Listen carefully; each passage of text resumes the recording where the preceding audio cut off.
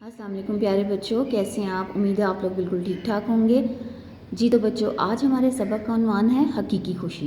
प्यारे बच्चों, इस सबक के हमने अल्फाज मायनी जुमले कर लिए हैं और 3 सवालात हम कर चुके हैं, जिसमें पहला सवाल था कि बारिश का मंजर अपने अल्फाज में बयान करें, फिर था बारिश के पानी से क्या मुश्किलात पैदा होती हैं, और उसके बाद था अली जलेबी की प्लेट पुप्पो के घर देने में कैसे कामयाब हुआ।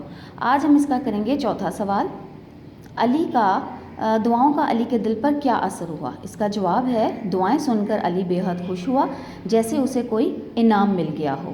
अब इसका अगला सवाल देखिएगा। इसका 5वां सवाल है, गली की ईंटें रखी देखकर बाबा जी ने क्या कहा। बाबा जी ने कहा, अल्लाह अजर दे, यहाँ के लोग किस कदर अच्छे हैं, वो दूसरों के आराम का कितना ख्याल रखते हैं। अगला सवाल है, गली से गुजरते हुए बाबा जी किस तरह गिरे। तो इसका जवाब है, गली में कीचड़ की वजह से बाबा जी का पाँव फिसल गया, मगर गिरने से पहले वो संभल गए और गिरने से बच गए। जी तो बच्चों, ये थे इनके 6 सवालात जो कि आप लोगों ने अपनी अपनी कॉपीज़ पर करने हैं। अब इसके बाद इसका सवाल नंबर 3 देखिएगा। इस कहानी से हमें क्या सबक हासिल होता है। नीज़ ये भी बताइए कि हम और किन किन तरीक़ों से लोगों को आराम पहुंचा सकते हैं।